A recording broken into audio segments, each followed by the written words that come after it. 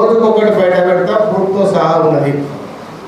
అదే కాకుండా ఈరోజు దీనిపైన లోకాయుక్తులకి పిటిషన్ అయిపోతా ఉన్నాం. అదేవిధంగా కోర్టులో కూడా వెళ్తాం, కోర్టులో కూడా పిటిషన్ వేస్తాం, విజిలెన్స్ కూడా ఇస్తాం. ఎందుకంటే లోకాయుక్తలు కానీ కోర్టుకు వెళ్ళేటప్పుడు మా దగ్గర ఉన్న సమాచారం ఉన్నప్పటికీ మేము ఆర్టీఐ కింద యాక్ట్ కింద ఇన్ఫర్మేషన్ తీసుకుంటున్నాము. ఎందుకంటే కోర్టులో చెల్లయి కాబట్టి మాకున్న సమాచారము అధికారులు కరెక్ట్ ఇస్తారా లేదా మేము చెక్ చేసుకుంటాం. కలెక్టర్ గారికి ఇస్తున్నాం. ఈరోజే ఆర్టీఐ యాక్ట్ కింద అక్కడ 2004 ఉన్న అసైన్మెంట్ కాడికి మొదలు కంటే మొన్న జరిగినటువంటి పొజిషన్ సర్వే కానీ ఎంతమంది రైతులకు ఈరోజు నష్టపరిహారం ఇచ్చారు, సర్వే రిపోర్ట్లు ఎంతమంది రైతులు ఉన్నారు, ఇచ్చేటప్పుడు ఎంతమంది రైతులకు ఇచ్చారు, ఫస్ట్ 2004 జరిగిన అసైన్ ఎంతమంది రైతులకు అయింది, ఎన్ని ఎకరాలు ఉంది, ఎట్లా గోల్మాల్ చేసారో మొత్తం కూడా ఆర్టీఐ కింద పెడుతున్నాం. ఆ సమాచారం అంతా తీసుకుంటాం. మా దగ్గర ఆల్రెడీ ఉన్నది. అయినా మేము అఫీషియల్గా కోర్టులో వేయాలంటే ఆర్టీఐ కింద అఫీషియల్ స్టాంప్ ఉండాలి మాకు. కాబట్టి అధికారులు కూడా ఏం చేస్తారు, రిపోర్ట్ ఇస్తారా అని కూడా చెక్ చేసుకుంటాం. మేము మాకున్నది వాళ్ళు కరెక్టా కాదా, లేదా దొంగ సమాచారం ఇస్తారా, వాటిని చెక్ చేసుకుంటాం. ఈరోజే ఆర్టీఐ కింద కలెక్టర్ గారిని పెట్టి అది వచ్చిన తర్వాత లోకాయుక్తులకేంటి ఆ అధికారుల పైన కేసు వేయబోతున్నాం.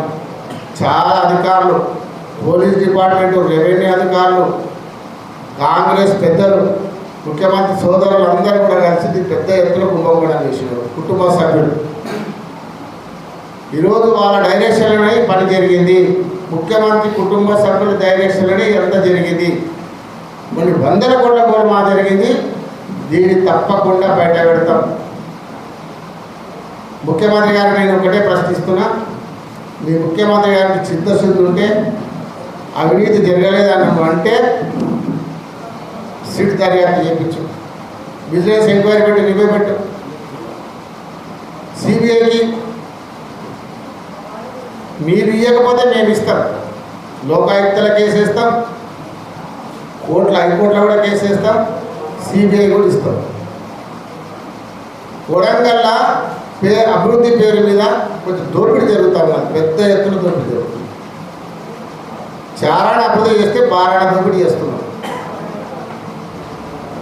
ఈరోజు పేదవాళ్ళ భూములు, రైతుల భూములు బెదిరించి లాక్కొని భూములు కొంటా ఉన్నారు. పెద్ద ఎత్తున వాళ్ళు 100 ఎకరాలు కొంటే పక్కకు ఒక మధ్యలో రైతుంటే ఇవ్వకపోతే ఆ రైతుకు పొద్దున కాంగ్రెస్ నాయకుడు ఫోన్ చేస్తాడు, మధ్యాహ్నం నాయకుడు చేస్తాడు, రాత్రికో నాయకుడు చేస్తాడు.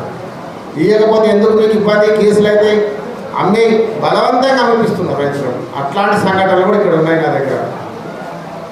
అట్లా కొడంగల్ మొత్తంలో అభివృద్ధి చారాన్ని ఉంటే బారాన దోపిడీ చేస్తున్నారు, రైతులను బెదిరిస్తున్నారు, పేద ప్రజల పాటలు గుంజుకుంటున్నారు, కేసులు పెడతామని ముఖ్యమంత్రి పేరు చెప్పి, తిరుపతి రెడ్డి గారి సోదరుడి పేరు చెప్పి పెద్ద ఎత్తున కాంగ్రెస్ నాయకులు వాళ్ళ అండతో వాళ్ళ నాయకత్వంలోనే ఈరోజు దోపిడీ చేస్తూ ఉన్నారు.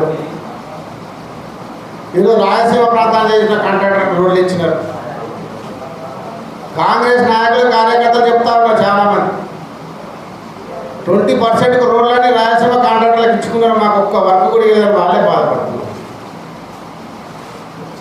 ఈరోజు మైన్స్ గుట్టలన్నీ పర్మిషన్ లేకుండా ప్రభుత్వ ఆదాయాన్ని గండి కొట్టి పెద్ద పెద్ద గుట్టలన్నీ రోడ్ల కాంట్రాక్టర్లకు అప్పచెప్తున్నారు.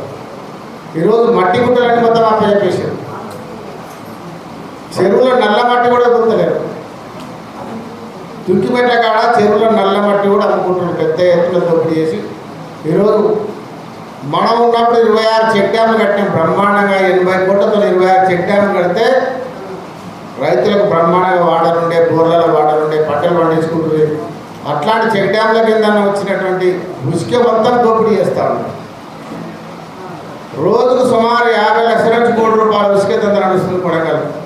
కానీ పోలీస్ అధికారులు పట్టించుకుంటే పోలీస్ అధికారులు ఎస్కాట్ పెడుతున్నారు, కానిస్టేబుల్ని ఎంబడి ఎస్కాట్ పెట్టించి టిప్పర్లు బయటికి పంపుతున్నారు. బొమ్రాజ్పేటలో కానీ, మద్దూరులో కానీ, కొత్తపల్లిలో కానీ పెద్ద ఎత్తున ఉసుకే స్కామ్ నడుస్తుంది. ఇక్కడ ఎర్రమట్టి నడుస్తుంది, ఈరోజు నల్లమట్టి నడుస్తుంది. ఇట్లా పెద్ద ఎత్తున కొడంగల్ అభివృద్ధి తక్కువైంది, దోపిడీ ఎక్కువైంది. ఇక ముఖ్యమంత్రి గారి పేరు చెప్పి అండదండతోనే మొత్తం దోసుకుంటున్నారు. ఇప్పటికైనా నీకు చిత్తశుద్ధి ఉంటే ముఖ్యమంత్రి గారు నువ్వు ఎంక్వైరీ పెట్టించు, అధికారులను ఎంక్వైరీ పెట్టించు, కలెక్టర్ సపోర్ట్ చేస్తామని వాళ్ళ పద్ధతి పలుకుతున్నారు, పోలీసు అధికారులు పద్ధతి పలుకుతున్నారు. ఈ లగచర్ల ఇండస్ట్రియల్ కారిడార్ మీద విజిలెన్స్ ఎంక్వైరీ అయ్యి నీకు దమ్ముంటే వేస్తారా? విజిలెన్స్ ఎంక్వైరీ మేము ఆర్టీఐ కింద అన్ని సమాచారం తీసుకొని తప్పకుండా లోకాయుక్తం పోతున్నాం, విజిలెన్స్కి పోతున్నాం, కోర్టుకు పోతాం, అవసరం ఉంటే సిబిఐ కూడా ఎంక్వైరీ కూడా ఇస్తాం. అందరి చిట్టా తప్పకొకటి బయట పెడతాం.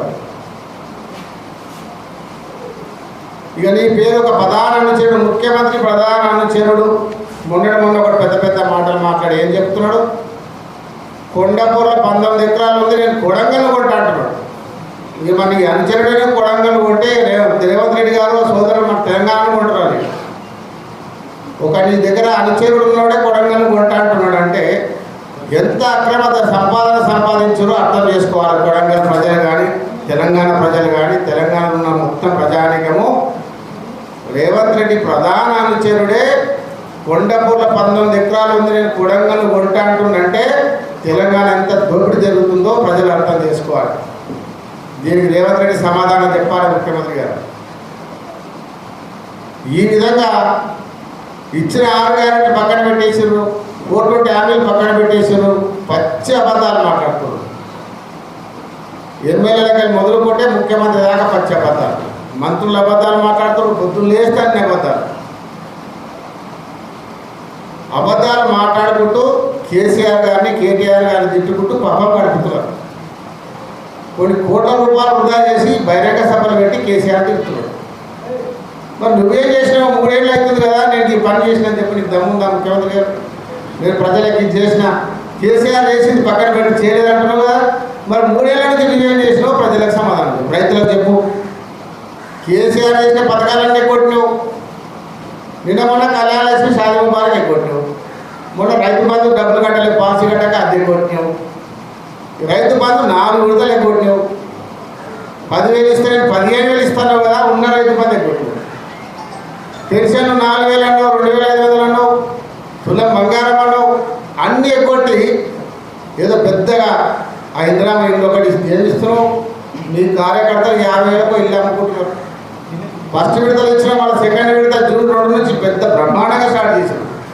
ఏదో ఒక ఇల్లు కూడా ఇందిరామ ఇల్లు రాలేదు. జూన్ 2 నాడు ప్రారంభించారు.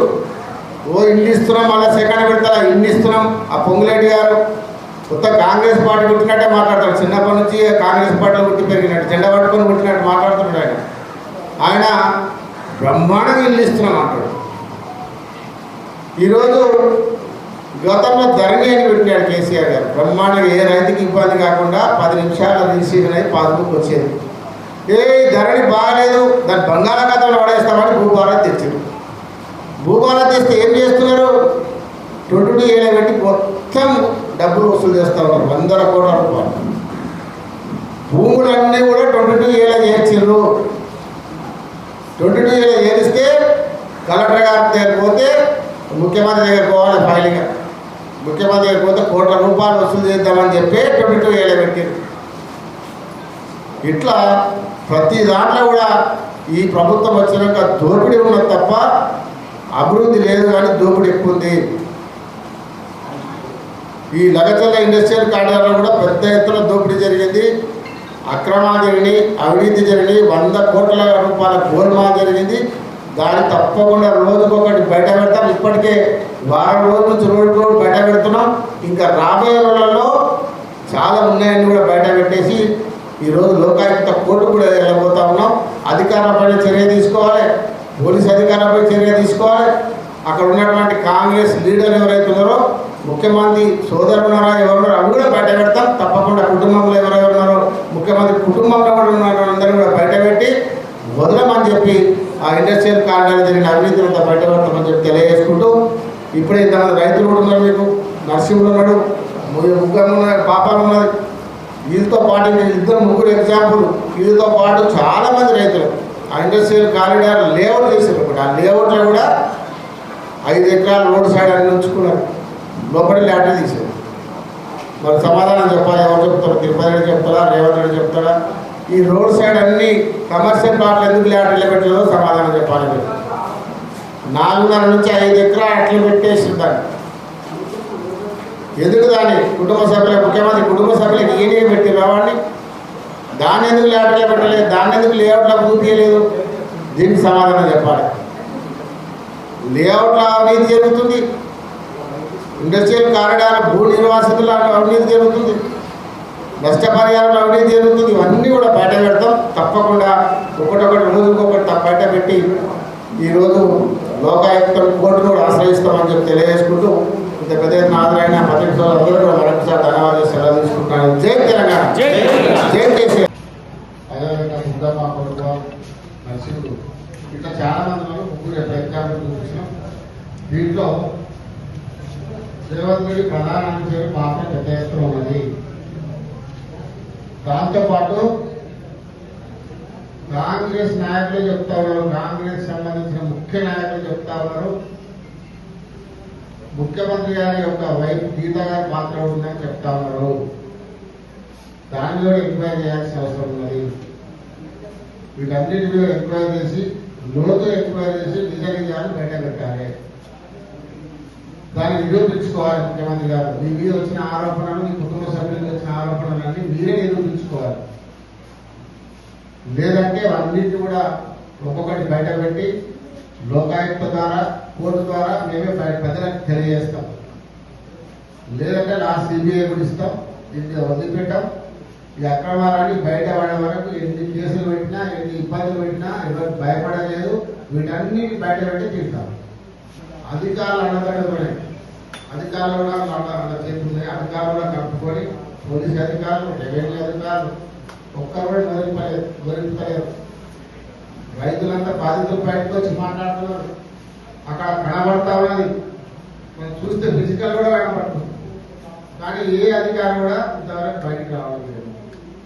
అంటే దీన్ని ముఖ్యమంత్రి గారి సోదరులు, ముఖ్యమంత్రి కుటుంబానికి వాళ్ళు అండగా పనిచేస్తా ఉన్నారు వాళ్ళు కూడా. కాబట్టి అధికారులు ఒక అవినీతి బయట పెడతాం, ముఖ్యమంత్రి కుటుంబ సభ్యుల అవినీతి బయట పెడతాం, కాంగ్రెస్ నాయకుల అవినీతి కూడా బయట పెడతాం. బయట పెట్టేదాకా